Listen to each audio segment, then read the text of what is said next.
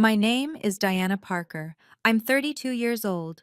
3 weeks ago, I stood in a ballroom filled with 150 people, my father's colleagues, business partners, and family friends, and watched my mother lean into a microphone and say, "At least Diana found a husband, even if we don't know what he does for a living." The room laughed. My father smiled. My sister smirked. And my husband, the man they'd dismissed as a nobody for 4 years, slowly pushed back his chair and stood up. What happened next made my father's business partner drop her wine glass, made my mother go pale, and made my sister finally understand why I'd never once asked our parents for money. Before I tell you this story, please take a moment to like and subscribe, but only if you genuinely enjoy it. And I'd love to know, where are you watching from, and what time is it there? It started 6 years ago, the night I met Marcus. I was 26, exhausted from a long day of parent-teacher conferences and desperate for caffeine. The coffee shop near my school was crowded, but there was one empty seat, across from a man typing furiously on his laptop. "Mind if I sit here?" I asked. He looked up. Dark eyes, warm smile. "Please." We didn't talk much that first day. He worked. I graded papers. But when I got up to leave, he said, "Same time tomorrow?" I came back. So did he. For 2 months, we shared that table. He told me he worked in education. I told him I taught third grade. He never asked about my family's money. I never asked about his. It was the first time someone saw me. Not my father's company, not my sister's shadow, just me. When Marcus finally asked me to dinner, I said yes before he finished the sentence. We dated for 2 years. Simple dates, farmers markets, movie nights. He cooked for me in his modest apartment, and I fell in love with the way he listened, really listened, when I talked about my students. When he proposed, I didn't tell my parents for 3 weeks. I knew what they'd say. "He works in education?" My mother's voice dripped with disappointment. "What does that even mean?" "It means he helps kids learn," I said. "So he's a teacher, like you." She sighed. "Diana, I had hopes for you." Marcus never pushed me to explain more about what he did. Once I asked him why. He took my hand and said, "I don't want your family to like me for what I have. I want them to like me for who I am." I didn't understand then, but I learned early that in my family, your worth was measured in dollar signs. So I stopped bringing people I loved into that equation. The signs were always there. I just didn't want to see them. Every Thanksgiving, every Christmas, every birthday dinner, the pattern repeated like a broken record. "Madison, tell everyone about the Henderson deal," my mother would say, beaming at my sister. $2 million, can you believe it? Madison would flip her hair, launch into some story about client negotiations, and the whole table would lean in like she was announcing a cure for cancer. Then my mother would turn to me. "And Diana, you're still teaching?" She said, teaching the way someone might say unemployed. "Third grade now," I'd say. "I have this one student, Emma, who couldn't read 6 months ago. Last week she finished her first chapter book and—" "That's nice, dear." My mother would already be looking at her phone. That was sign number 1. Sign number 2 hurt worse. Last spring, my students put on a play. They'd worked for months, memorizing lines, painting sets, making costumes from cardboard and glitter. I invited my parents. "Dad, it's on the 15th, 3 o'clock. I'd really love for you to come." My father checked his calendar. "I have real meetings, Diana. Maybe next time." He'd visited Madison's office 12 times that year. I counted. The week before the play, Madison whispered to me at Sunday brunch, "You know Dad's disappointed, right? You had the same opportunities I did." I wanted to scream that our opportunities weren't the same. She wanted the corner office. I wanted to matter to someone, but I just smiled and said nothing. Marcus was there beside me. He heard everything. That night, he held me and said, "Your worth isn't determined by them." I wanted to believe him, but all those small humiliations, they were just the warm-up. The retirement party was where everything exploded.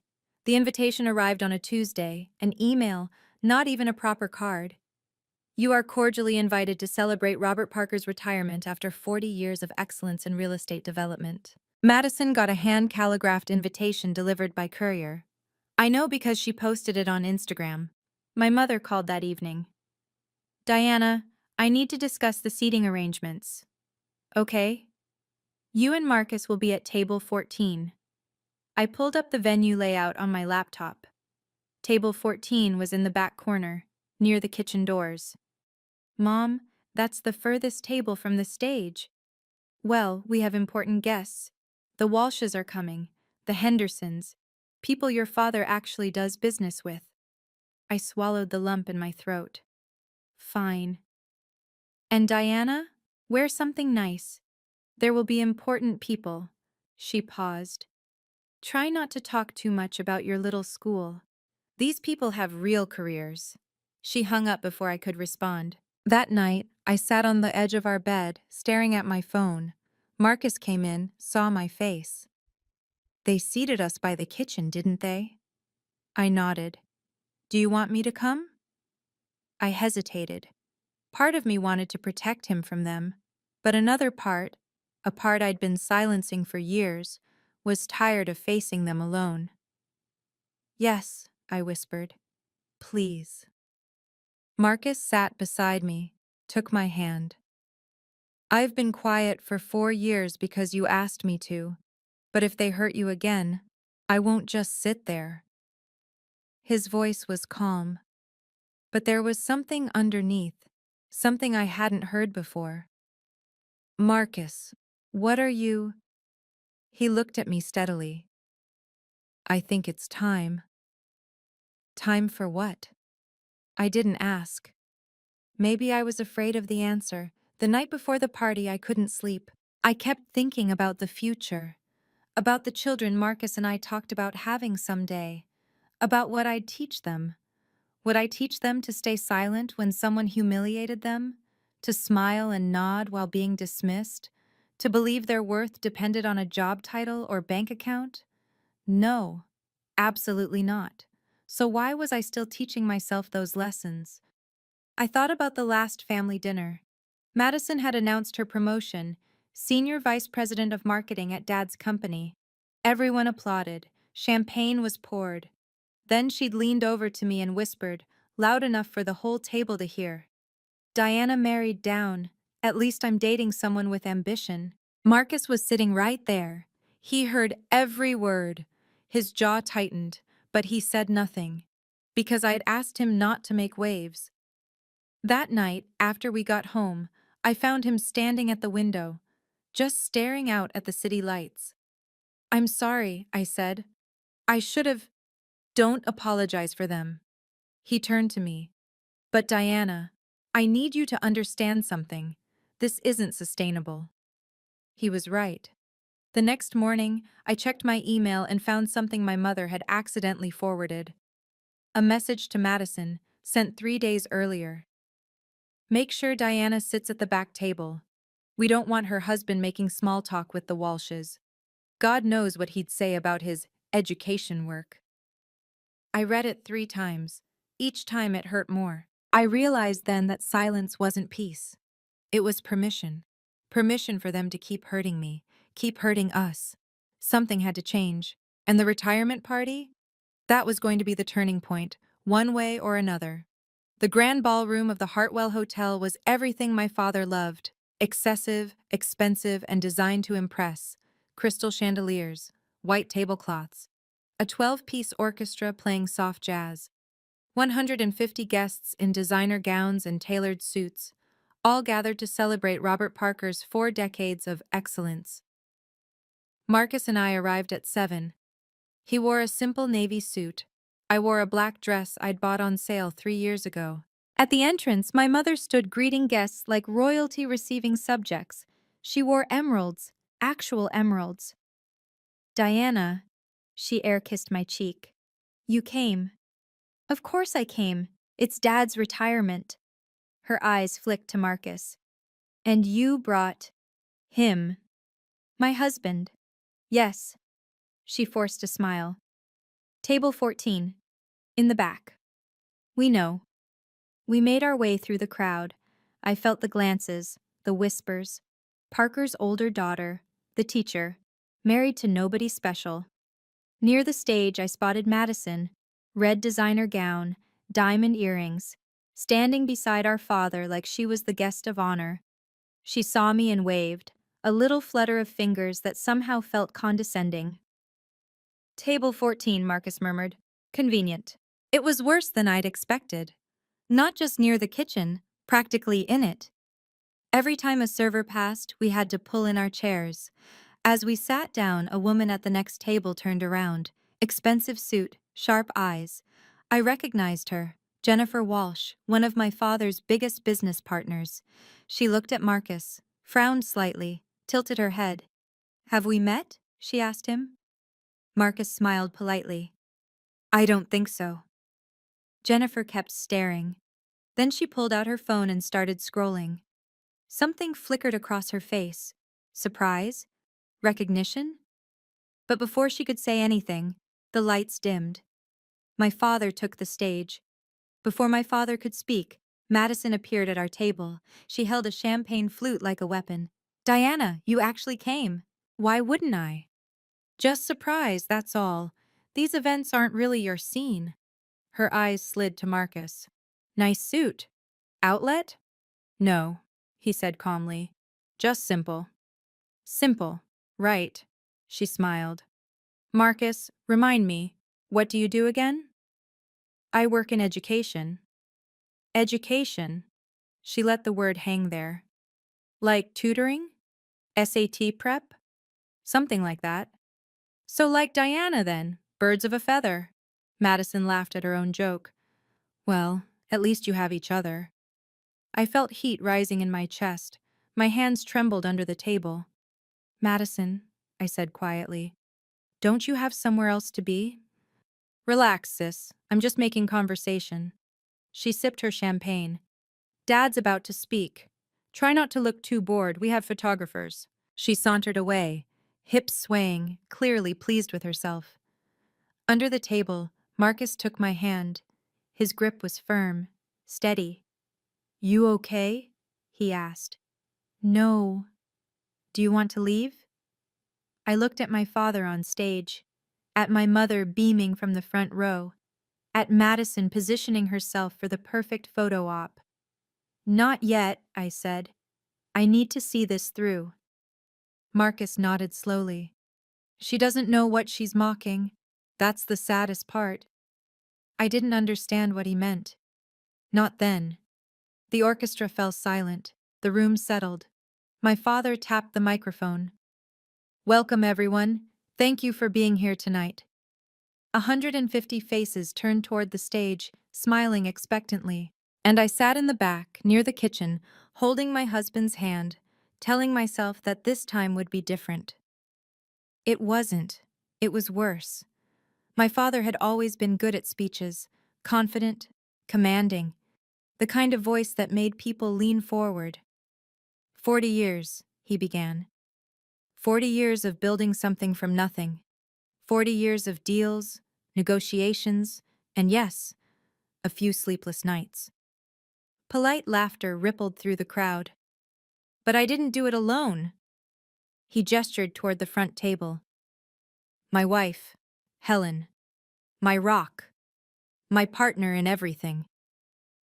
My mother pressed a hand to her chest, eyes glistening on cue. And my daughter Madison.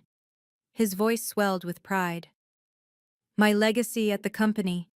Senior Vice President at 28, the future of Parker Real Estate. Madison rose slightly from her seat, accepting the applause like she'd just won an Oscar. The photographers' cameras flashed. Madison has exceeded every expectation, my father continued. She has my drive, my instincts, and frankly, my ruthlessness. More laughter, more applause. I sat there waiting, hoping. Of course, family is more than business, he said. I'm blessed with 2 daughters. My heart lifted. Maybe this time. My father's eyes found me across the ballroom. He smiled. But the smile didn't reach his eyes. It was the smile he gave difficult clients. And Diana, my eldest. A pause. Too long. She's still trying to figure out what to do with her life. Scattered laughter. Awkward. Uncomfortable. But we love her anyway. He said it like a punchline. I felt the blood drain from my face. 150 people were looking at me now. Some pitying, some amused, some just curious about the lesser daughter. Marcus's hand tightened around mine. When I looked at him, his expression was stone. My father had already moved on. Now, let me tell you about our plans for the foundation. But he wasn't done with me. Not yet. While my father droned on about tax-deductible charitable contributions, Jennifer Walsh was staring at my husband.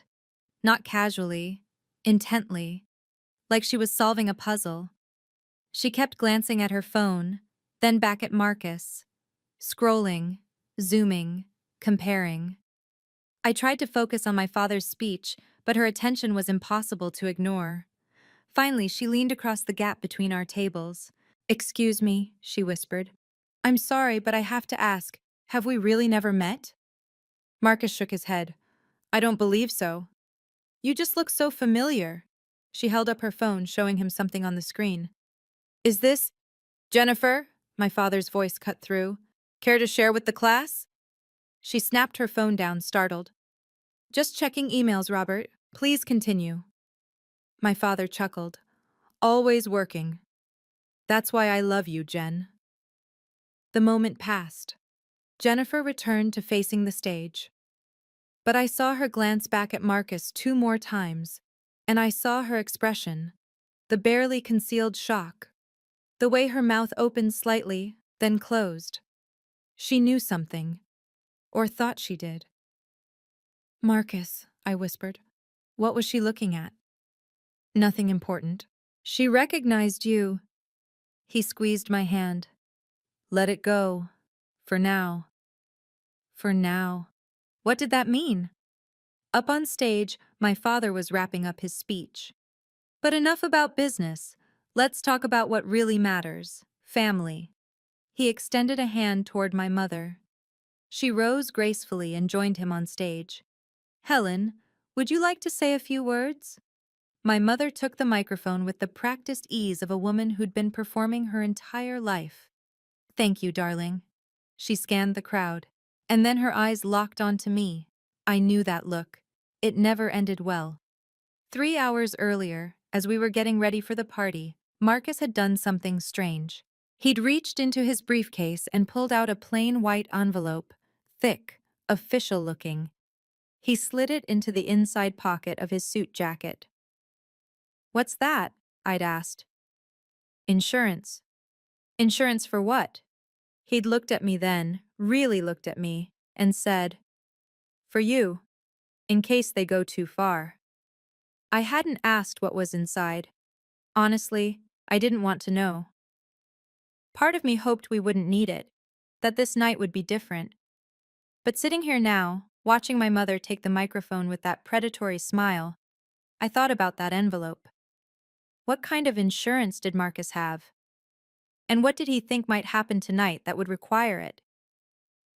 "I want to say something about family," my mother announced, "about the people who make everything worthwhile." Her gaze swept the room, landing briefly on Madison, warmly, on various guests, politely, on me, with something that looked almost like contempt. "Robert and I have been blessed," she continued, "truly blessed.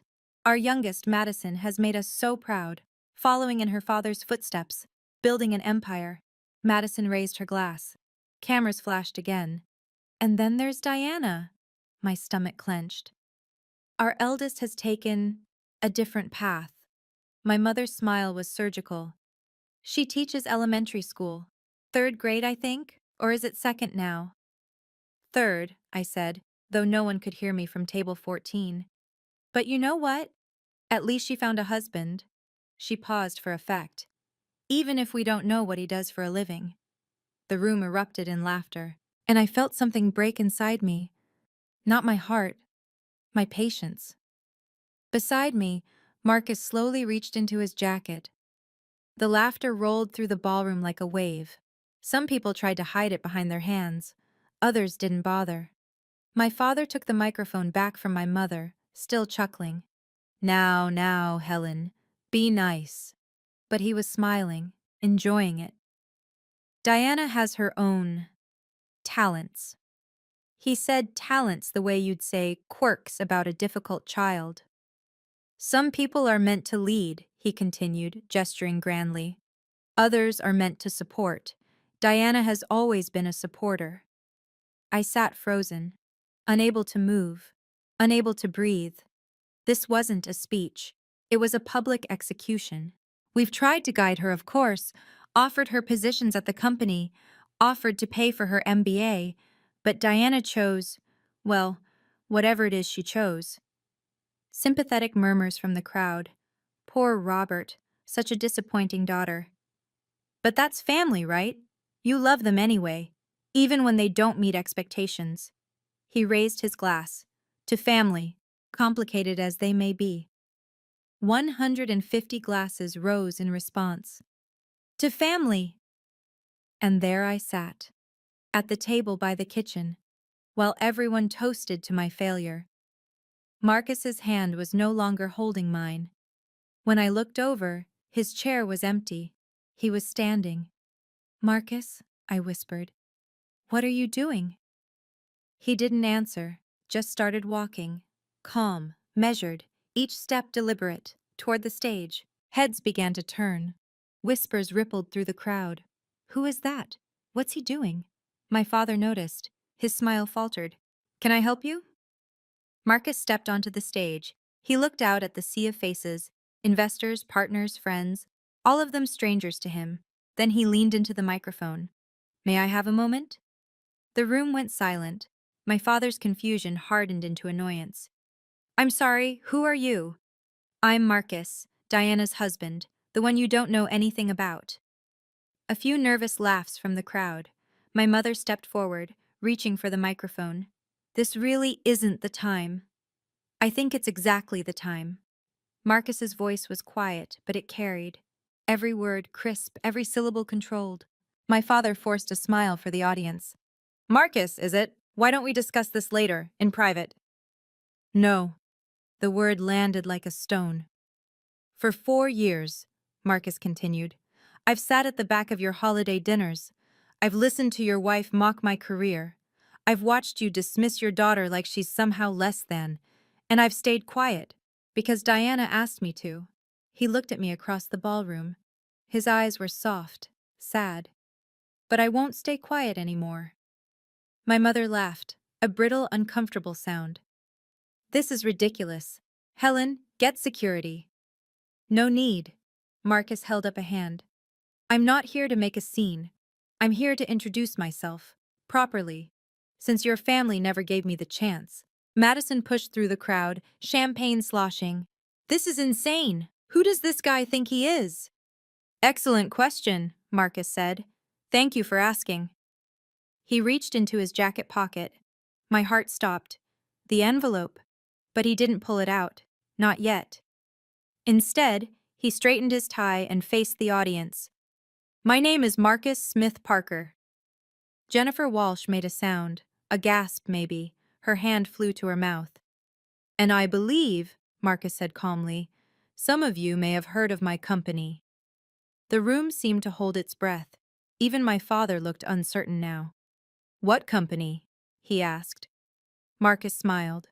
Before Marcus could answer, Madison grabbed the microphone. Okay, enough of this. She positioned herself between Marcus and the audience. Diana, come get your husband. He's embarrassing himself. I'm not finished, Marcus said. Yes, you are. Madison's voice dripped with condescension. Look, I get it. You feel defensive because we pointed out the obvious.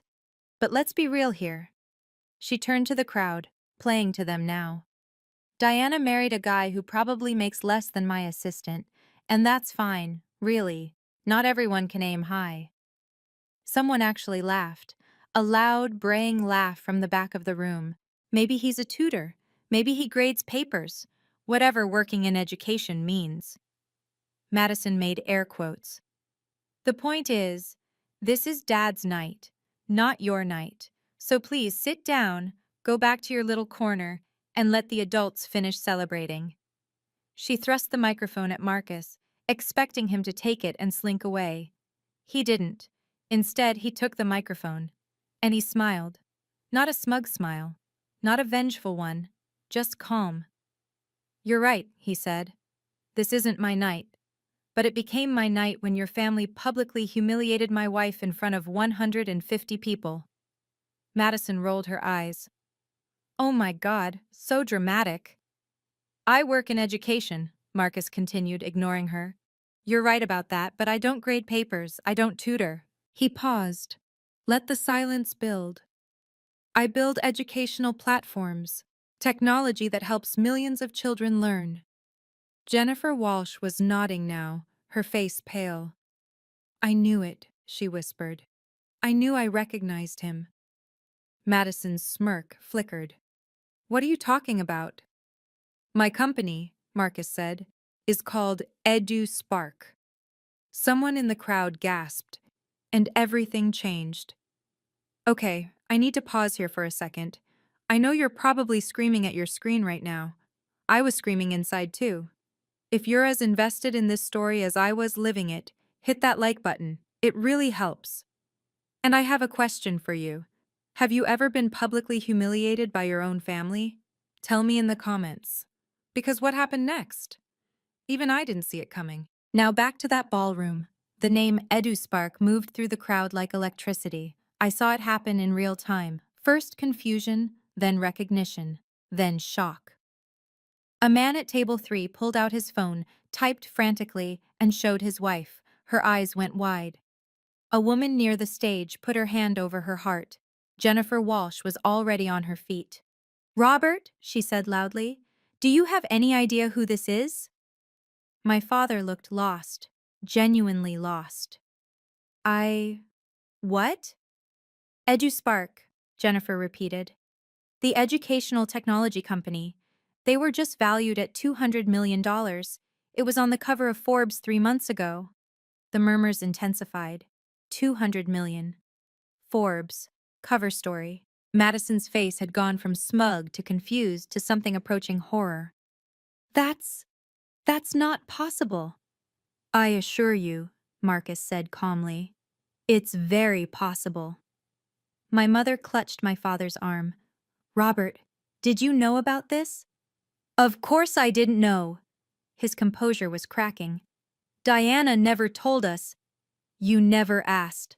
Marcus's voice cut through. "In 4 years, not once did you ask me a single real question about my work, about my life, about anything." He stepped forward. The spotlight followed him.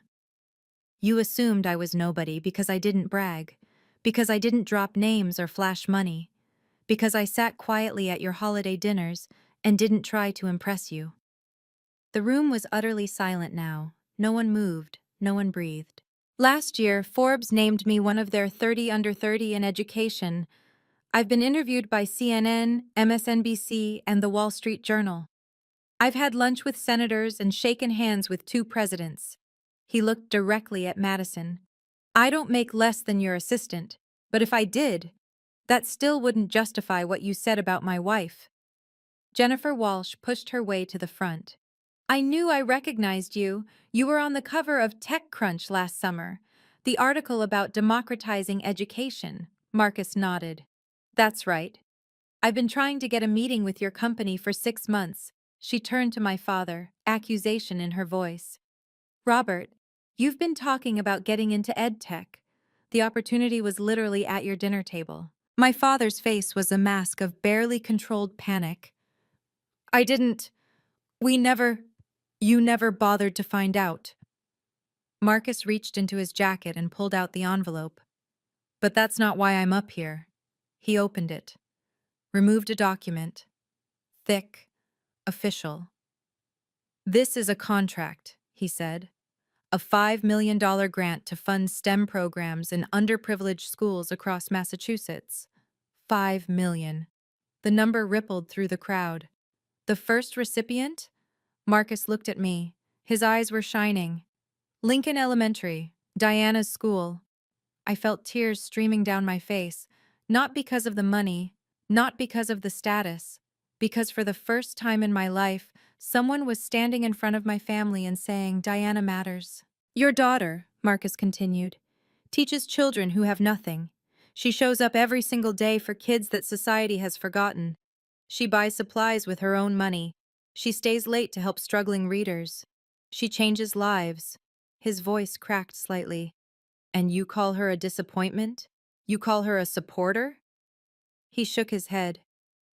Diana is the reason I built my company, because I saw what teachers like her do, and I wanted to give them the tools they deserve. He looked at my parents, my father gray-faced, my mother clutching her pearls. I work in education.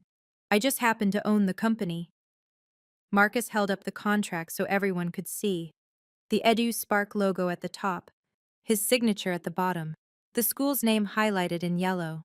This isn't charity, he said. This is an investment, because what Diana does matters. What every teacher does matters. He stepped away from the microphone and walked toward me. The crowd parted, silently, like the Red Sea. I stood up. My legs were shaking. I didn't know if I could stay upright. When Marcus reached me, he took both my hands. "I'm sorry I didn't do this sooner," he said quietly. "I kept hoping they'd see you. The real you. The way I see you." Marcus. I couldn't find words.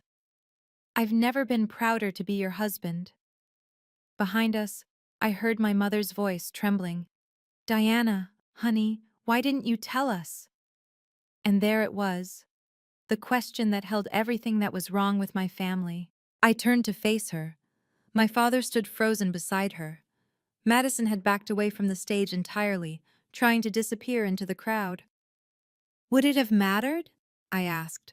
"Of course it would have." "Really?" I felt something hardening inside me, not anger, clarity. "You've been dismissing me for 32 years. You've made me feel worthless at every opportunity. You just called my husband a nobody in front of everyone you know." I gestured at the room. If Marcus were actually broke, if he really were a tutor making minimum wage, would that make your behavior okay? My mother opened her mouth, closed it.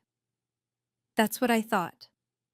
Marcus squeezed my hand, supporting me, but not speaking for me. This was my moment, my voice, and I finally knew what I wanted to say. My father stepped forward, business instincts overriding his shock. "Marcus, I had no idea. We should talk, perhaps a partnership." "No." The word hung in the air, simple, final. "But this is exactly the kind of opportunity." "The opportunity was 4 years ago."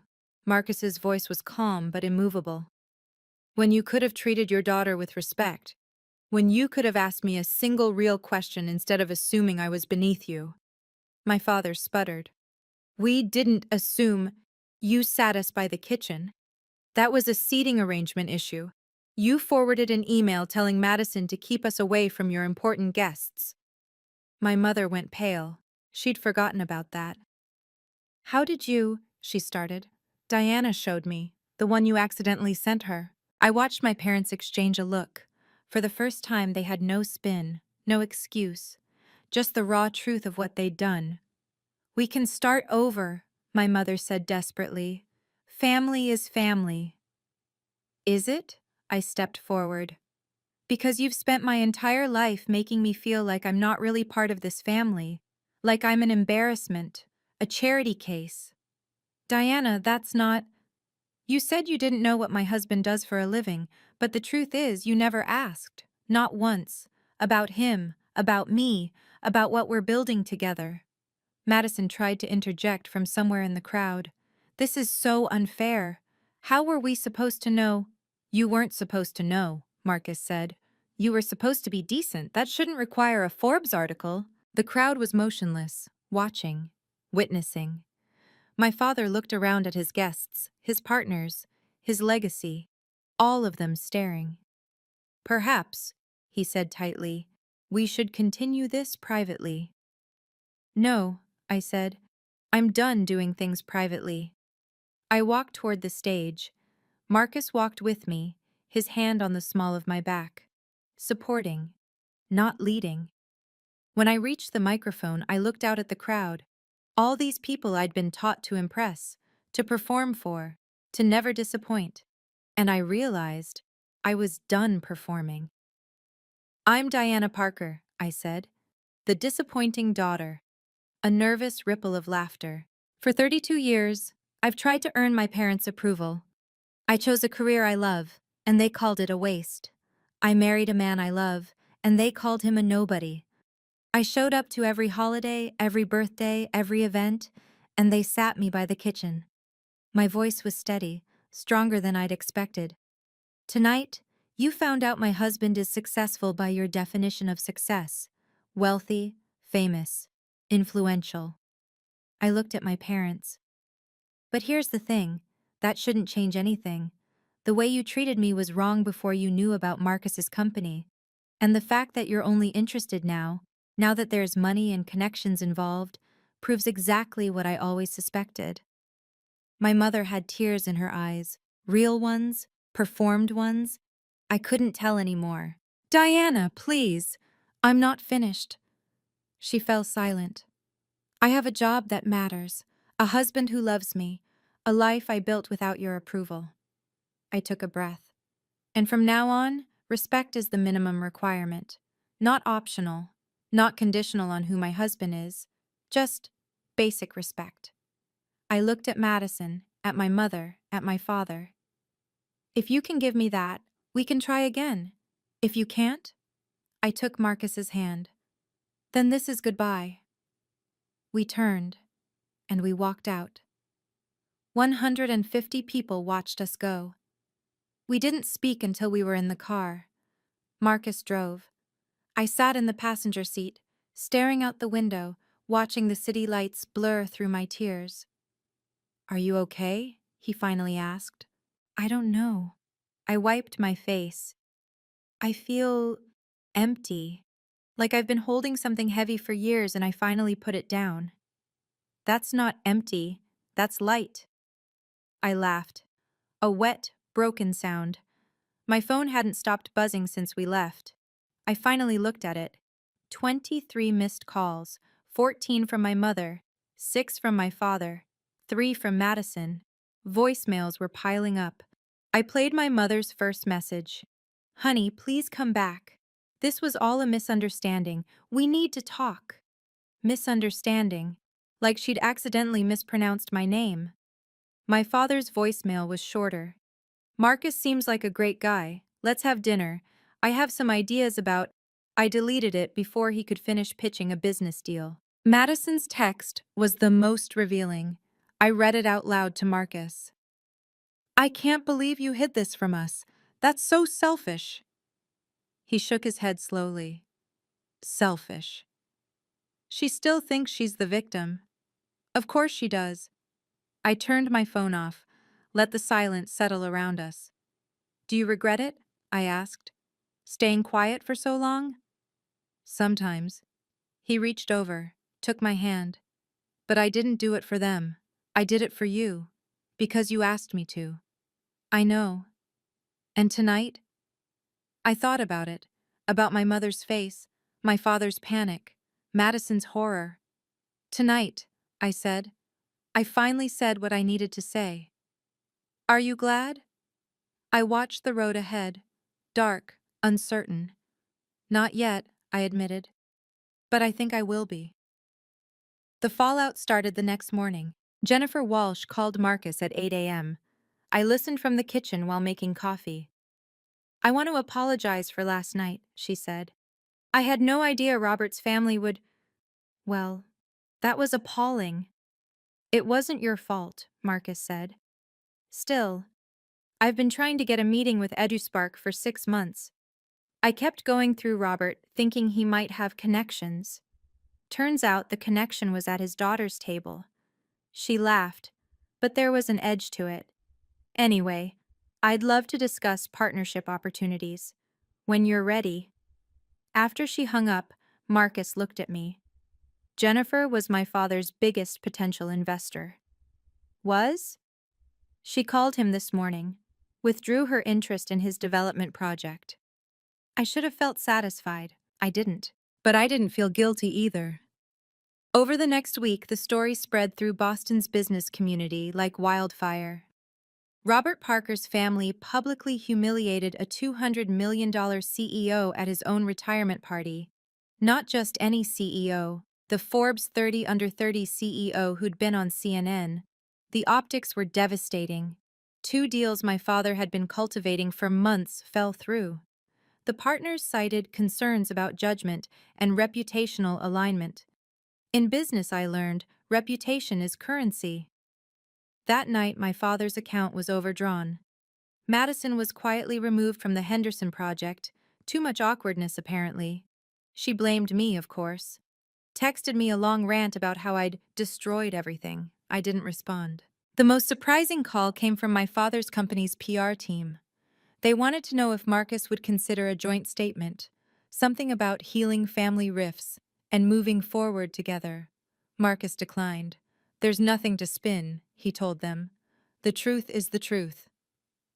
1 week after the party, Uncle George called.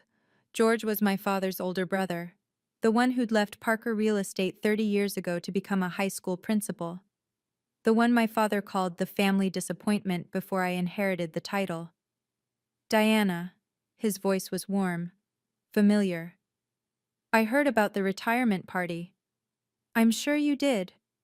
I've been telling Robert for years he was wrong about you. I felt something loosen in my chest. You have?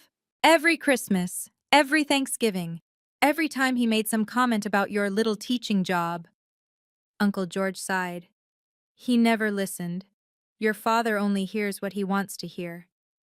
I thought about all those family dinners, the ones where Uncle George sat in the corner, quiet, while my father held court. Why didn't you ever say anything to me? I asked. Because I didn't want to interfere, and honestly, I wasn't sure if you'd believe me. He paused. But what Marcus did, standing up for you like that, it took guts. It did. And what you did, Diana, standing up for yourself at the end, that took even more. I started crying then. Not sad tears, something else. Release. I'm proud of you, kid, Uncle George said. I always have been. I just wish I'd said it more. Thank you, I managed. And Diana, family isn't about blood, it's about who shows up for you. His voice cracked slightly. Marcus showed up, and so did you, for yourself. After we hung up, Marcus found me on the couch, still crying. Good tears? He asked. Good tears. He sat beside me, put his arm around my shoulders. Not everyone in your family gave up on you, he said. I know. I leaned into him. I'm finally starting to see that. Quick check-in. Are you team Diana should forgive her parents? Or team they need to earn it? I genuinely want to know. Drop your answer in the comments. And if you've made it this far, you're clearly invested in this story. So hit subscribe if you haven't already. The ending might surprise you. Now let me tell you what happened 3 weeks later, when I finally agreed to see my parents again. I chose a coffee shop, neutral ground, public enough that they'd have to behave. My parents were already there when I arrived. They looked older somehow, smaller. My father was wearing a polo shirt instead of his usual suit. My mother's jewelry was conspicuously absent. I sat across from them. Marcus had offered to come. I told him no. This was something I needed to do alone. Thank you for meeting us, my father said. His voice was stiff, rehearsed. Thank you for respecting my boundaries about the location. An awkward pause. Diana, my mother started, we want to start over. Starting over requires acknowledging what went wrong. Another pause. They exchanged glances. We were hard on you, my father admitted, because we wanted more for you. No. I kept my voice level. You were hard on me because I didn't fit your definition of success. There's a difference. My mother's eyes glistened. We just wanted you to have security, a stable future. I have security. I have stability, just not the kind you respect. We do respect. Mom, I held up my hand. You called my husband a nobody in front of 150 people. You seated us by the kitchen. You forwarded emails about keeping us away from your important guests. She had nothing to say to that. I'm not looking for apologies, I continued. Words are easy. I'm looking for change. What kind of change? My father asked. Basic respect, real questions, actual interest in my life, not just when it benefits you.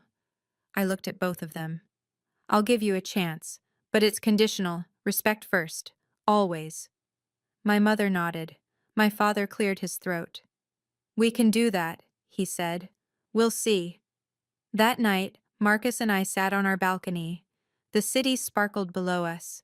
A bottle of wine between us, half empty. How do you feel? He asked. I thought about it. Really thought. Like I'm finally starting over. Not with them, with myself. He nodded. Any regrets? Only that I waited so long. I leaned against him, feeling his warmth, his steadiness. You know what's strange? I said. All those years, I thought I needed their approval to be happy, to feel like I mattered. And now I realize I always mattered. I just needed to believe it myself.